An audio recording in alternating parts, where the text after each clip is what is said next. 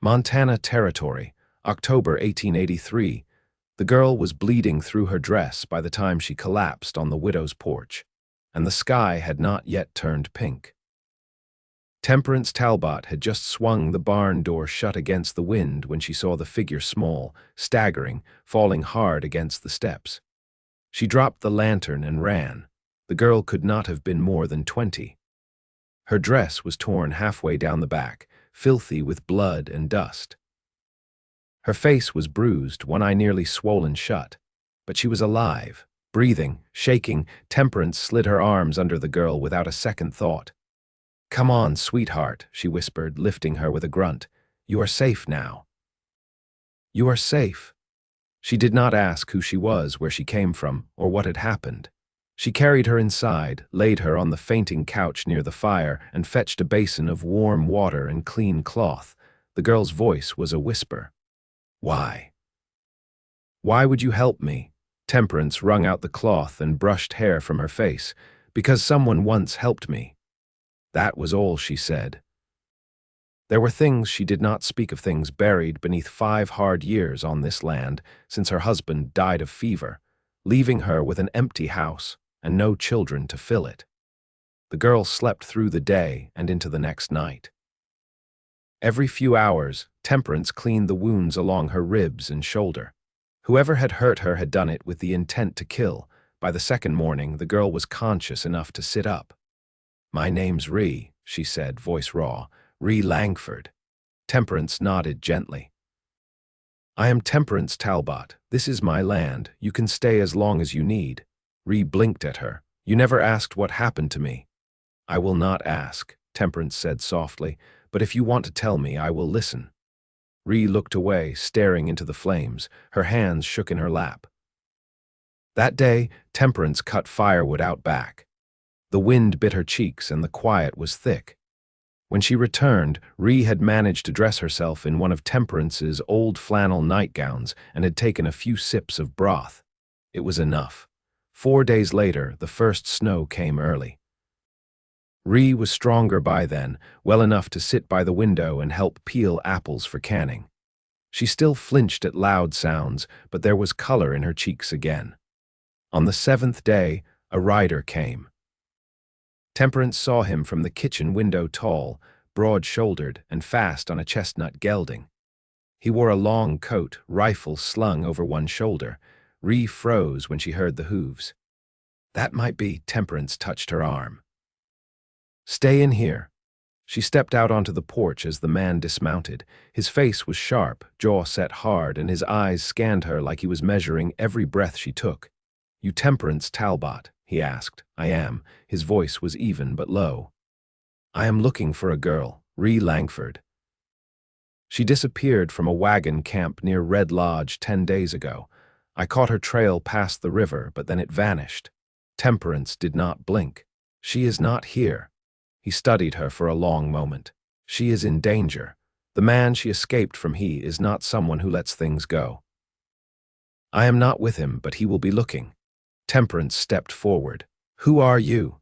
"Name is Zaylen Zane," he said, pulling off his hat. "Used to ride with the Montana Rangers. I was hired by Ree's brother to bring her home. But I do not work for her brother anymore." "Why?" "Because he is the one she ran from." Temperance's mouth went dry. Zaylen looked past her toward the door. "She is not safe if she stays here. He will come, and he will not knock." Temperance looked back into the house. Ree stood in the hallway, pale but upright, watching. Zaylen's voice softened. "I know what he did to her. She does not have to go back, but she does have to move." Temperance turned, walked inside, and took Ree's hand. The girl's voice was steady. "I trust you." They left that afternoon. Zaylen took the lead, scouting the trail. Temperance rode behind with Ree, wrapped in blankets, her head resting against Temperance's shoulder. They rode fast, but not reckless. By nightfall, they reached an old hunting cabin near the Beaverhead River. Zaylen had kept it years ago when he was posted near Helena. It had not been used in a while, but the roof held, and the stove worked. That night, after Ree had fallen asleep on a cot near the fire, Temperance stepped out to fetch water from the pump. Zalen was already there, filling the kettle. He handed it to her without a word. She took it, then looked up. "Why did you stop working for him?" His face was lit only by moonlight. "Because I saw what he left behind." Temperance's voice was quiet. "You came looking for her. You did not have to." "Not if you were not being paid." "I could not stop thinking about her," he said. "She was just a name until I saw the blood on that trail. Then I saw the dress hanging from a branch, and I knew." Temperance felt something twist in her chest, a warmth she had not known in years. Zalen glanced at her. "You are not like most women I have met." "I have not had the luxury," he smiled, just a little. "It was not forced." "That might be the first joke you have made since I met you." "I have not had much reason." "You do now." She held his gaze, and for the first time in 5 years, her heart beat louder than the wind. The next morning, they rode again south, toward the Bitterroot Valley. Zalen knew of a widow near Derby who took in girls like Ree. A safe place where no man with a badge or a grudge could reach. Each mile they rode, Temperance felt something shifting. She saw how Zalen watched the woods around them, how he rode with one hand near his rifle, how he helped Ree down from the horse with care. He was not loud or boastful. He never asked for thanks. He just did what needed doing. And when he spoke to her, when he said her name, it did not sound like an order. It sounded like a promise. They reached the safe house by the 4th day. The woman there took Ree in with a nod, no questions asked. Ree clung to Temperance before she let go, her eyes full of tears. "I would have died if you had not opened that door," she whispered. Temperance held her tightly. "You will live now. That is all that matters." When they rode away, it was just her and Zalen. He did not speak until they had crossed the river. Then quietly he said, "You saved her, so did you?" He looked at her. "That is not the only reason I came back." She met his eyes. "I know." And she did. They rode side by side, the sun warming their backs, the road ahead wide and open. There was no rush now, no more running. And for the first time in a long time, Temperance Talbot wanted to go home. With him. They came into the valley late in the season, when the cottonwoods along the Bitterroot River had already spilled their gold. The trail was quieter now, the snow line creeping down from the ridges. Zalen led his horse with the reins in hand, boots crunching frost, while Temperance rode behind, her hands steady on the saddle horn. She didn't ask where they were going next. He hadn't said, but something in the way he moved told her it was no longer just about keeping on the road. By the time they reached the edge of the forest, the sun had dropped behind the Sapphire Mountains. Zalen stopped, glanced up at a ridge where a weathered cabin leaned into the slope. "Used to be a trapper's place," he said. "I helped him build the roof when I was 16. He passed on some years back. Nobody's claimed it since." Temperance didn't answer right away. The wind had stilled, and for a moment the only sound was the creak of his saddle leather as he turned. "Is this where you meant to go?" she asked. "No," he said, "but it's where I'd like to stay." "If you'd have it." They made the climb in silence, the horses picking their way through scree and fallen branches. The cabin was small, but the door held, and the hearth was dry. They lit a fire with pine pitch and old birch bark, and by the time darkness wrapped around the timbers, the place was warm enough to take off their coats. Temperance rolled up her sleeves and set to oiling the hinges on the stove, her back to the fire. Zalen unpacked the salt pork and a wrapped parcel of beans he'd traded for at the last depot. She watched him from the corner of her eye, how he moved without waste, how he folded every piece of oilcloth like it mattered. "You ever think about settling?" she asked after a while. He stirred the beans over the flame, then glanced at her. Only lately, her hands stilled. "What changed?" He didn't look away from the pan. "You did." She didn't answer, not right away. Just stood there, the firelight painting her face, something unreadable in her eyes. Later, after supper, they sat across from each other in the quiet. The wind picked up again outside, brushing against the cabin like a hand against a drumskin. She leaned back against the logs, arms folded, watching him sharpen his knife by lantern light. "What was it like for you?" she asked, voice low. He didn't ask what she meant. He set the blade down and looked up. "Rough," he said. "My father died breaking horses. My mother made it to 60, but she never left the county. When I was a boy, I thought I'd end up dead before 20. Came close more'n once. Rode with the Rangers because I figured if I went down, I'd rather it be for something that mattered." Temperance nodded slow. "Do you think it did?" He paused. "Some of it, not all." She leaned her head back, eyes on the rafters. "I was married 12 years. We tried for children. It never happened.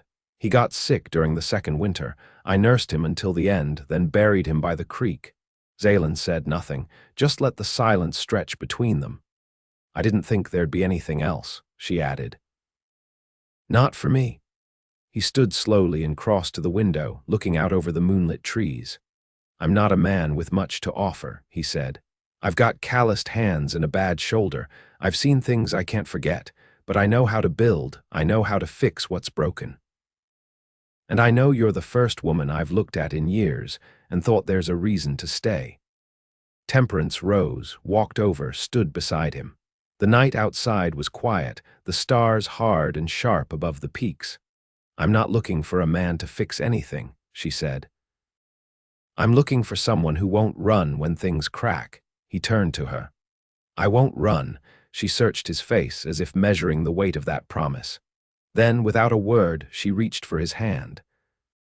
It was rough, weathered, but it closed around hers with a gentleness that caught her breath.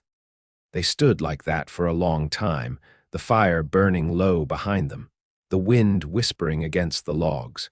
And when she finally leaned her head against his shoulder, he didn't move. He just held her hand tighter.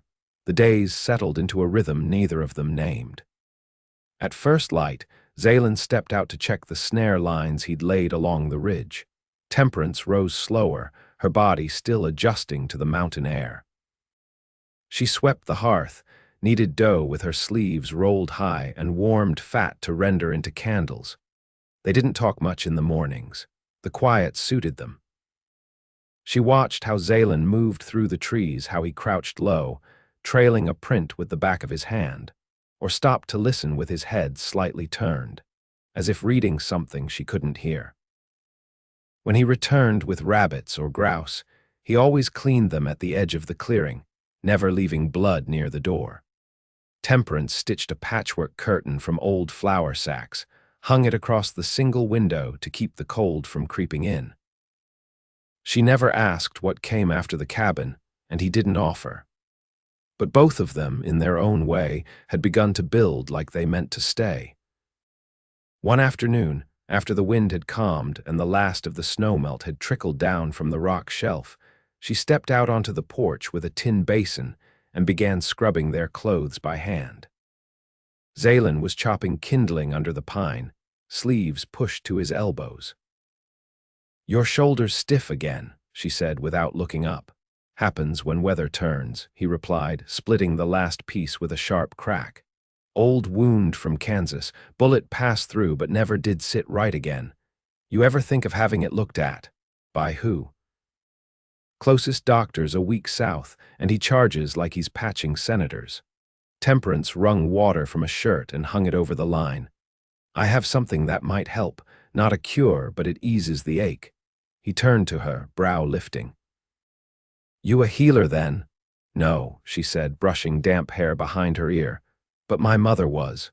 She used to make a tincture from spruce needles and bear fat, said it brought heat into the bone." His eyes softened. "You still make it. I remember how. That night, she boiled the mixture on the stove, the scent of resin thick in the air." Zaylen sat on the floor near the hearth, shirt off, the firelight catching the long scar that ran from his collarbone to the back of his shoulder. She knelt behind him, dipped her fingers in the warm salve, and began to rub it gently into the muscle. He didn't speak at first, just breathed slow and steady. "Your hands are steady," he murmured. "They had to be." He nodded once. "You ever think about what you'd do if you didn't have to fight for everything?" She didn't answer right away. Her fingers worked down the ridge of the scar, feeling how the old damage had pulled tight over time. "I'd have a garden," she said softly. "Maybe a milk cow. A wide table for company." He turned his head slightly, not enough to see her, just enough that she could hear the pull of emotion in his voice. "You'd sit at that table alone?" "No," she said, pausing. "Not if there was someone who wanted to sit with me." He reached for her hand then, gently, and brought it to rest against his chest. She felt the warmth of his skin, the slow beat of his heart. "I'd sit there," he said. She leaned her forehead against his back, quiet, and for the first time in years, she let her eyes close without fear of what the dark might bring. The next morning, she found him repairing the roof, hammering new shingles cut from cedar planks he'd hewn himself. She stood at the edge of the clearing, watching him balance on the slope, sleeves rolled, jaw shadowed with stubble. "You always build things with your own hands?" she asked, shading her eyes. "Only when I want them to last."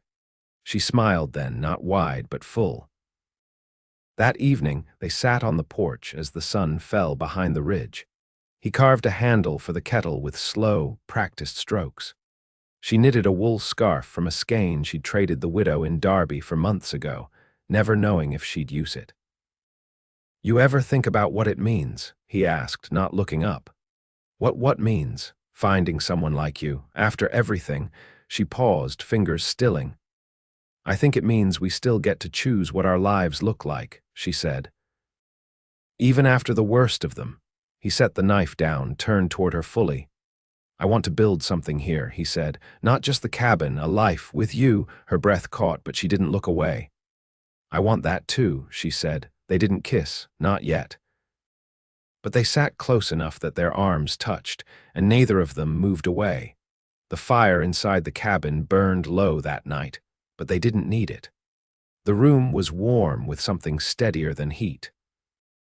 And outside, the wind passed quietly through the trees, no longer pressing, no longer chasing, just moving on. By late November, the days shortened enough that daylight felt like something you had to guard. The sun rose behind the mountains in a pale hush, and by afternoon, the shadows stretched long across the valley floor. Temperance kept a waxed canvas journal near the window now, where she marked the sky with careful notes, weather, cloud shape, even wind direction, then folded it shut like a prayer.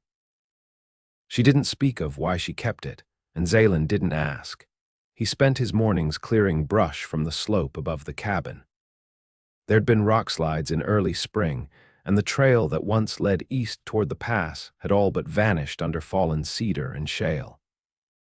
He worked with a sure rhythm axe, haul, stack until the slope was clean enough to see the shape of the land again. She watched him from the porch now and again, elbow deep in soaproot or cornmeal, and noticed how he paused sometimes to stretch his fingers, the old injury slowing him when the cold set in.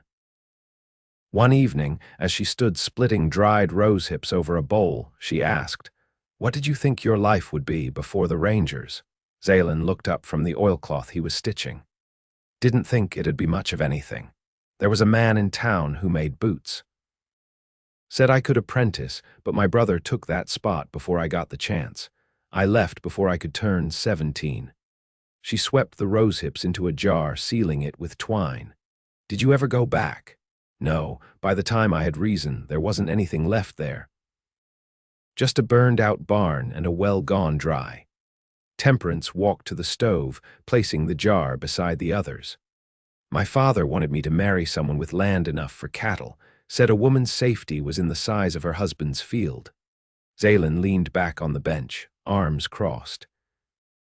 "Did you believe him?" "I did," she said. "Until I learned that land doesn't keep you warm when the roof leaks, and it doesn't hold your hand when the fever comes." He watched her closely, his jaw working like he was weighing whether to speak. After a while, he said, "Do you still feel married?" She didn't turn. "No, not anymore." He rose, slow, and crossed to stand beside her. "I don't want to borrow what belonged to someone else." She looked up at him, steady. "You're not." That night, she moved her bedroll near the hearth where his had been. There were no declarations, no ceremony, Just the sound of rain starting on the roof and the way their hands found each other under the blanket, palm to palm without armor. The next morning, they shared coffee in silence while the fire crackled low. She poured the last of the boiled grounds into 2 tin mugs and handed him one without looking. He took it, nodded once, and drank. Later, he brought in a bundle of dry alder and set it beside the hearth. "I've been thinking about the slope behind the cabin. If we clear it through spring, we could lay a terrace, good for beans." Temperance wiped her hands on her apron. "And a row of onions, maybe even squash if we can keep the soil loose." He rubbed the back of his neck. "I can build a fence." "Keep the elk off it," she nodded. "We'll need a second shovel. The old one's cracked at the handle." He smiled faintly, then looked toward the window where the frost was beginning to melt along the glass. "There's a man in Hamilton who barters tools for smoked meat. I could ride down next week." She hesitated a moment. "I'll come." His gaze returned to her, caught briefly on her face. "You sure?" "I've taken root here," she said. "But I want to see the rest of the valley, with you." There was no need to say what that meant. It was already understood. That afternoon, she fetched the hoe from under the porch and began to clear the cold, packed earth along the front of the cabin. Not for planting yet, but to make room for what might come. Zaylin joined her, pulling rocks from the soil, both of them working side by side with the quiet ease of people who'd already chosen. The wind moved through the trees without hurry. No longer a warning, but a rhythm. And when the sun dipped behind the ridge, throwing copper light across the ground they'd broken together, neither of them looked away. By the first thaw, the earth softened enough to take a post. Zaylin dug the trench along the back edge of the clearing, his shirt damp at the collar, sleeves pushed high. Temperance stood a little ways off, sorting the bundles of cedar saplings they'd hauled down from the ridge 2 days prior. Her hands were chapped, nails worn to the quick, but she moved with assurance, laying each stake with the eye of someone who meant for things to hold. They worked until the sun touched the treetops, then sat on the porch steps to share a heel of bread and a tin of boiled eggs. Neither spoke until the last bite was gone. Zaylin tipped his head toward the row they'd just marked. "Fence'll keep better if we brace it at the corner. I can cut cross beams tomorrow." Temperance dusted her hands and nodded. "I'll melt pitch in the kettle tonight. If we seal the joints, it'll hold through the rains." He looked at her then, not past her or toward the field, but directly, his eyes catching the last of the light. "I never thought I'd come to a place I didn't want to leave," he said. She leaned her forearms on her knees, watching the slope. "I used to think stillness meant giving up. Now it feels like peace." He reached for her hand, knuckles grazing hers first, tentative. When she didn't pull away, he threaded his fingers between hers and let them rest there. That night, she lay beside him with her cheek pressed to the crook of his shoulder, her breath warm against his throat. Outside, the trees whispered with new leaves. Inside, the cabin held a quiet that had nothing to do with loneliness. By early April, the snowmelt had carved a shallow stream across the far end of the clearing. Temperance followed it with a pail, noting where it pooled against the stones. She crouched and touched the water, testing the flow, then stood and called out. "Could dam it with a split log," she said as Zaylin approached. "Redirect it down to the new bed." He studied it, one hand on his hip. "We'd need to dig a channel." "I'll start tomorrow." He watched her a moment longer, then said, "You think we'll raise anything this year?" She turned, the wind tugging her hair back from her face. "We'll get something, even if it's only bitter greens and a few potatoes. It's a start." He nodded. "A start's all I ever needed." Later, she found him repairing the hinges on the barn shed, the steady rasp of file against metal carrying through the spruce. She brought him water and he drank without breaking rhythm. "You ever miss the road?" she asked. He lowered the file, thumbed the hinge. "When I was riding every day, I told myself I was free, but I never breathed easy. Always had one ear turned, waiting for a name I didn't want to hear." She let her hand rest on the doorframe. "Do you now?" He looked up, meeting her eyes. I sleep through the night. That's more than I ever did before. She didn't answer, only stepped closer and reached for his hand. He let the file clatter to the bench and pulled her to him with both arms, slow and certain. They stood that way a long time, the smell of sun-warmed wood and old iron around them, the wind curling leaves up from the path. That summer, they planted beans along the terrace and coaxed squash from the rocky soil. Temperance traded dried herbs for a sack of barley and a pair of laying hens. Zaylin built a second lean-to for firewood and stacked it tight, row after row, as if the coming winter might test them. But it didn't. When the snows came again, they came soft. The roof held. The stove burned hot. And the silence inside the cabin was filled not with sorrow, but with the rhythm of two people who had learned how to be still together. One night, as the firelight danced along the logs, Zaylin reached for a small cedar box from beneath the table. He opened it slow, as if the contents might shift with too much motion. Inside lay a silver band, plain but polished, the kind that caught light without needing to shine. Temperance looked at it, then at him. "I can't promise anything fancy," he said. "But I can promise you every day I've got left." She reached in and took the ring, holding it between her fingers like something both fragile and permanent.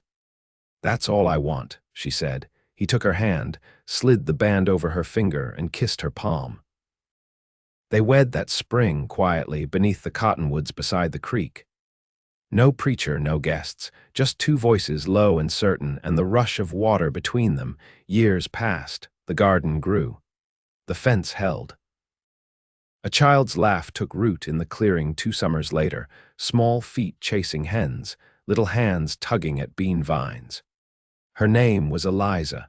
Temperance taught her to read by lamplight. Zaylin built her a cradle from older wood and carved her name into the rail. They stayed. Through snow and thaw, through lean harvests and full ones. They stayed. And in the evenings, when the sun fell behind the ridge and the wind rose soft through the trees, they sat side by side on the porch, fingers twined, hearts quiet, not waiting, not running, just home.